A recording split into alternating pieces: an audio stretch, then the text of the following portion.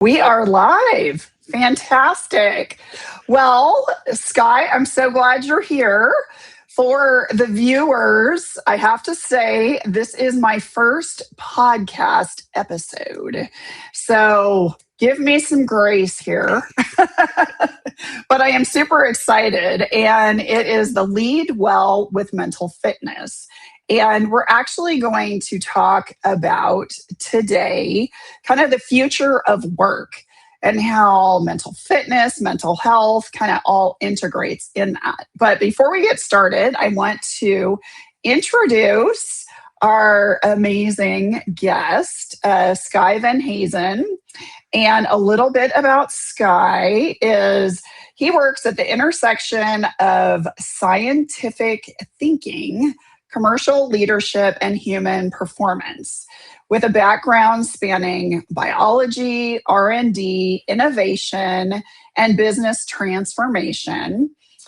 He now works with mid and senior level leaders, helping them navigate complexity, pressure, and change without losing clarity or direction.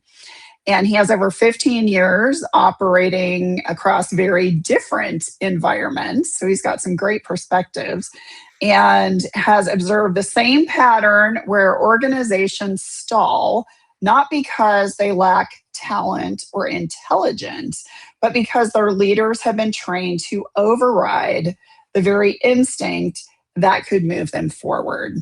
So I'm super excited to have this conversation with him. So take it away, Skye.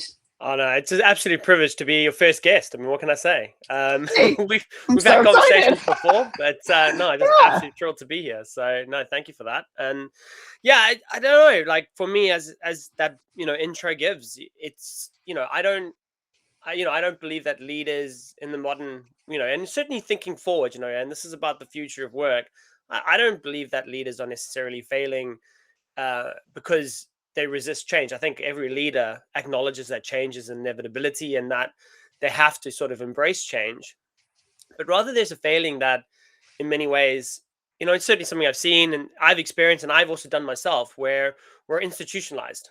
And there's a level of training that's institutionally built into us, and it overrides this instinct with an almost like a requirement for justification.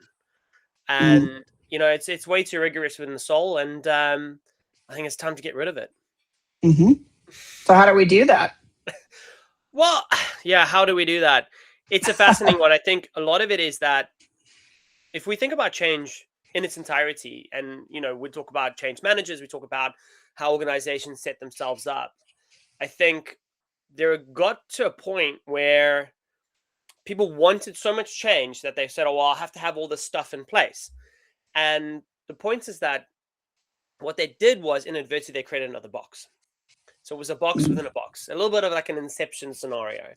And it was that, oh, well, let's reward the idea behind change. So what we're going to do is we want to think outside the box. So we build a bigger box to feel safer. So we're still thinking outside, but we're still safe.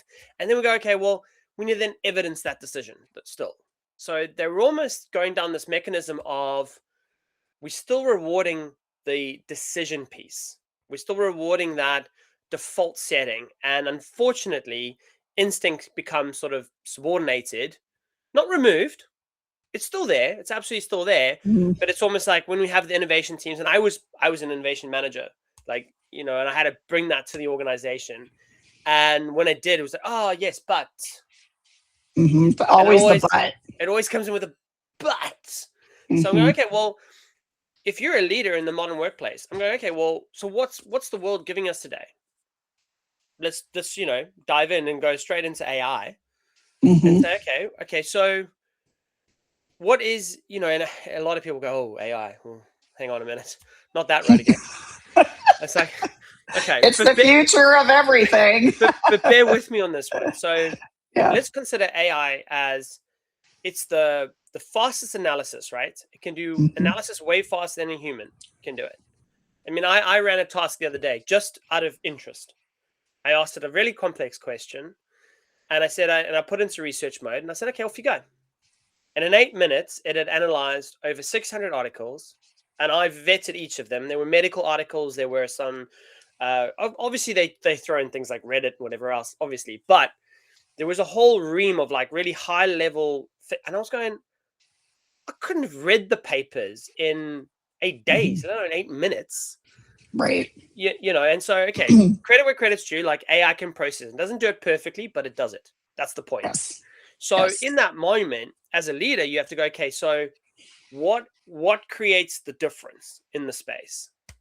Okay, well, what we have to do is there's this almost, I have to trust that I built the team. I have to trust that I built the organization. I've got all the things in place, the culture's in place, all the players are in place, so that actually I can move on my instinct. What is my gut telling me? What is my body telling me? Can I actually trust? Because, and by the way, we're not talking about, you know, this isn't, you know, skydiving without a parachute. Okay, this isn't that moment in time. This is very much a case of like a measured scenario. Understand that when you've built the team, the organization, the culture, you've got the vision in place, that everything's trusting and everything's in its own space, so to speak. You don't have to pack the parachute 10 times to know that it's there and safe. Like the process is done. Trust the parachute. Now go, right, I've got everything around me. What am I doing? How can I harness what's around me? Because the leaders that win in the future are definitely the ones who can trust that instinct. And you've got a younger generation coming in who are hungry for innovation, hungry for drive. They're hungry to do stuff that hasn't been done before. And you got the older generational leader, of which, yeah, hey, look, I'm millennial. Hey, you know, hey, I'm even older. you know, so so fair enough. Like, I get it. Yeah. You know, Yeah. but we've been trained to go, where's the data? What were we told? And then so, okay, so that's fine. Thank you for the innovation. Okay, let me go and make sure the data's there. And it's like, well, if you've got the team around you, they've done the data for you. So the leaders that win moving forward are the ones who go, okay, I can trust this instinct and they can go for it. And I'm going to go for it. And rather than map out the apparatus, you know, rather than map out all of everything else, right? And mistake it for what it's not. Instead of doing that, how about we just go, I built the teams, I've got the framework, got the language, got the culture. And because if you don't trust that in the moment, I then ask, have you built the team? Have you built the culture? Exactly. Because if you can't trust your team, you can't move forward at all. And if you're of the mindset that you have to control everything and double check everything, I mean, there's no growth there. You're going to completely stall. Yeah. Absolutely. And again, I'll go back. Like, look, I must reiterate, when I say acting on instinct, this isn't a reckless behavior, right? Because you've built everything around you. So as long as you can trust what that is, yes, well, then you can move forward. Unfortunately, with that, you know, the younger generation, they come in with this instinct. They come in with wanting to do things, move things. They're told, oh, you can, yeah, absolutely, this is what we want.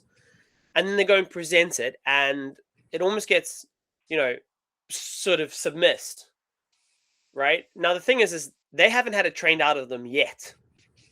So actually, the moment is now to say, okay, well, I'm not going to train it out of them.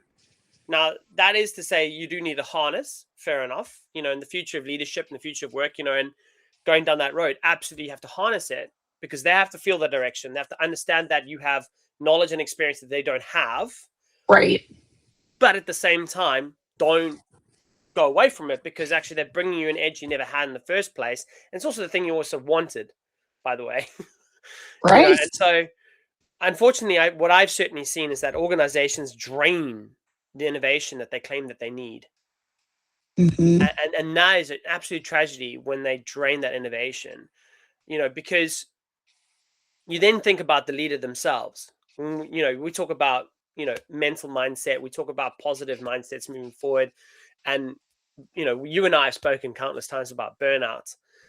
And it is a case of like, well, if you're constantly second guessing everything, if you're constantly stepping into that space and you're like, oh, this and oh, that, what's going to happen?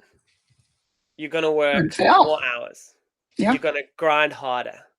You're going to just tell yourself, I need to grit a bit more. And we know where that goes. So again, there is a trust element, but there's also a performative trap in it as well. You know, and I think, again, you know, hey, look, hands up. You know, I'm as guilty as the next person who's once upon a time been in corporate, you know, being in the performative trap. The point is that when you're on the other side and you've seen it, it is a case to say, hey, listen, you built what you built, trust what you built. And do you know what? Guess what?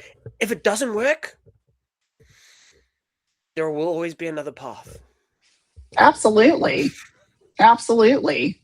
So how do I want to talk more about this integration, because I know that this is a real hot button in a lot of corporate cultures is, you know, how do we integrate these seasoned leaders who, yes, they bring a lot of knowledge, but they also don't have necessarily the skill set or the innovativeness in certain things. So they need to bring in the younger generations, you know, who are hungry and who have more knowledge, especially like in AI, for example. How can a leader integrate those two into a culture? The honest answer, which is the let's rip a band-aid off kind of answer. Yeah, do it. Let's do it. Is to get out of your own way. Okay. And how do you do that? By understanding it's not about you. It was never about you in the first place. Right. And it's arguably one of the hardest things for a high-achieving, high performer to accept, because we, and I say we because I am one of them, we believe I am too. that, we believe that in that moment, you know, well, it is in some ways about us. It is a little bit about our performance. It's a little bit about who we are. It's a little bit about what we do, and you know, it's going to reflect badly on me because maybe it's better if I do it myself, and all the rest of it. And it's like, hey, listen, it's not about you. With all the love in the world and all the respect in the world, it ain't got nothing to do with you. So true. So true. And you know, I say this to some really high level people, and they go, okay, yes, it's easy for you to say. And I'm saying, yeah, it is. But as I don't want to make this a bit macabre, but at the same time say, well, if you weren't here tomorrow and you got replaced, would the task still happen? And when you phrase it like that, often they go, yeah, it would, and I would get replaced. I'm like, yes, okay. So in which case it's got nothing to do with you. It doesn't. Everybody's disposable. I mean, I hate to say that. Gone are the days way back in like my parents' generation where it's, no, you get in with an organization and you stay with them until death. You know, it is basically that. And that is not it. I mean, I'm not saying that you might not have longevity with the right organization and that you could grow and develop, but it's not the same thing. And the leaders who totally get the fact that they're truly only as good as their team. Yeah. And I actually like to reference this back to an old negative viewpoint of a leader, of a CEO.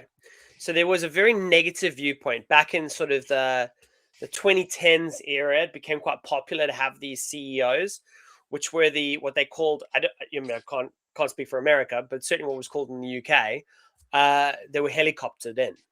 What we called them, right?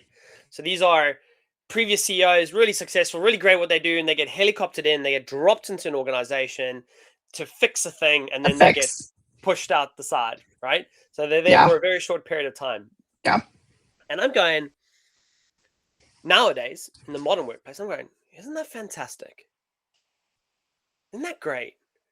To be that highly skilled and that highly thought of, that you can come into a space that you don't know, with a team that you have no idea about, turn that organization around, and then move on to the next one. Is that not the most exciting space to be in as a leader? I mean, it's very exciting. talk about Yeah. diversity. Like, yes, sign me up. I am ready to go. Yes. Like that kind of moment. And I think this is what a lot of people have lost, because there is still this institutionalized work for life kind of longevity type mentality. And, the younger generation don't have it. And I No. love the fact that they don't have it. Like, I think Yeah. that's absolutely epic, because for me, I'm going, kudos to them. They understand that it's about excitement. I understand that it's about, I have to really love what I do and love what I'm doing, more importantly, or at least enjoy it, to wake up in the morning and say, hey, do you know what? I'm going to work and I'm going to contribute because that excites me. Because again, what is the most productive employee? Is the one who's excited about what they do. Now, again, you don't have to love what you do, but if you can be excited, if you can go, I am contributing to something that's bigger than me and I'm enjoying that part of it, you find a part that you absolutely, hell yes, let's go. It's on. And we go back to mental fitness. It's like, how do we get that mental fitness? How do we get that? Okay, so I've still got to enjoy what I do. And if I'm not enjoying what I'm doing, why the hell am I doing it? Yes, that's very true. It also goes into really communication and feeling valued as well, because a lot of individuals will tolerate kind of a subpar environment. And I'm not saying where they're abused or they absolutely detest their job, but they might not necessarily have the passion that they once had. And I'm not saying to stay in that type of role indefinitely, because you do stagnate.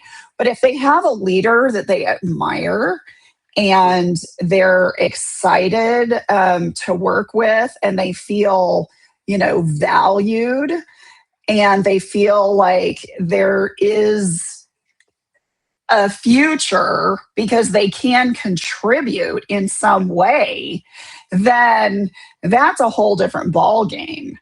And I think that's, it's quite an important point, because it's when you think about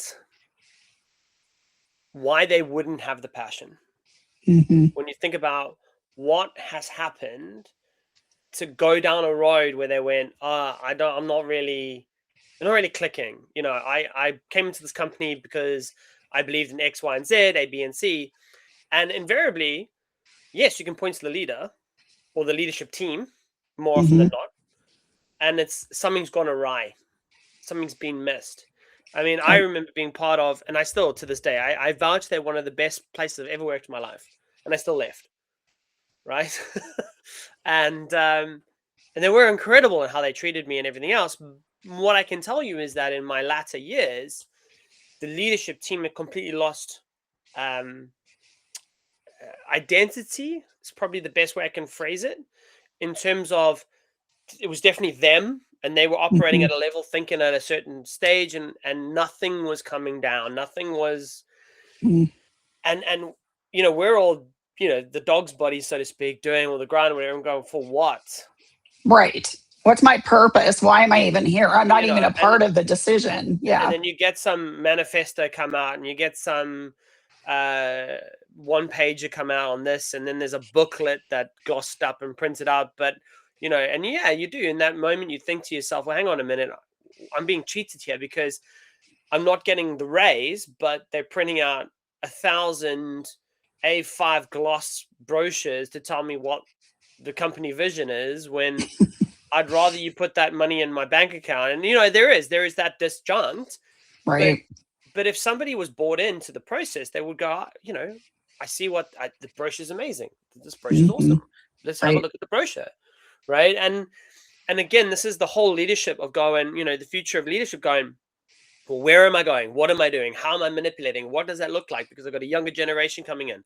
I've got the pressure of AI. I've got change over there. I've got all of these like minefields that I have to deal with. And I think to myself, hang on, can I do it? And my point is, yes, you can.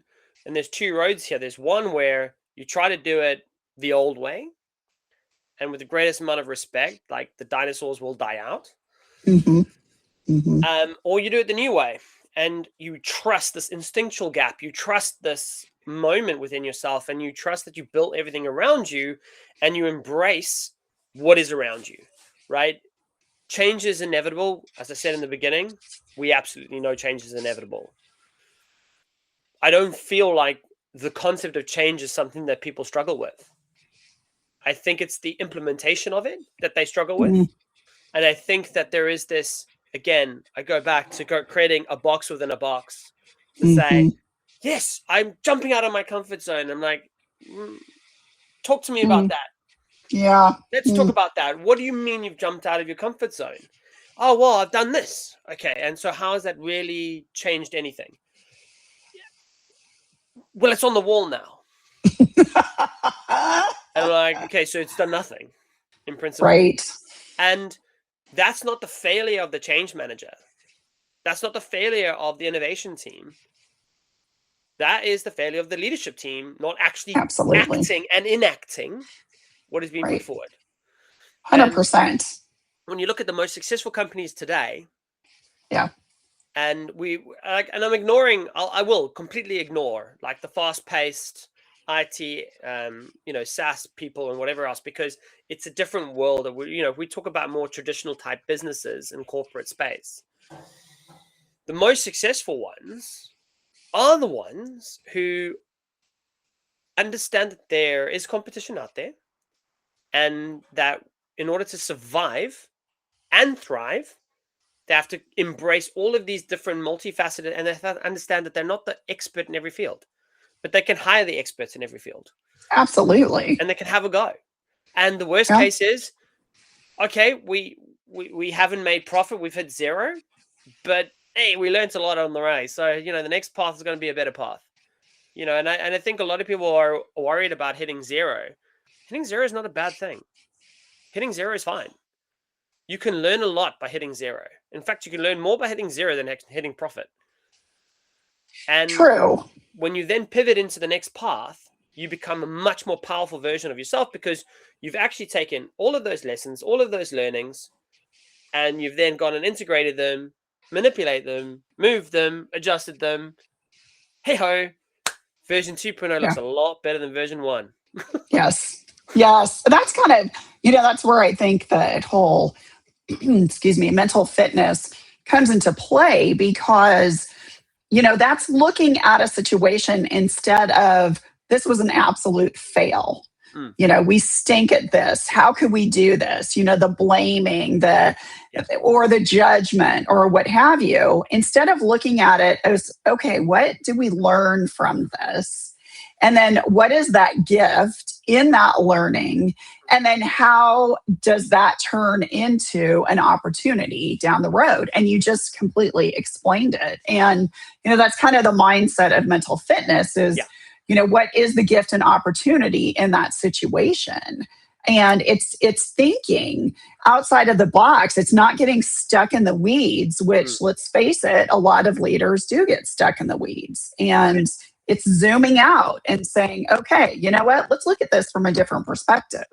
And I think the thing is, though, is like, I don't blame anybody for getting stuck in the weeds. I don't blame anybody for getting hung up on the negative.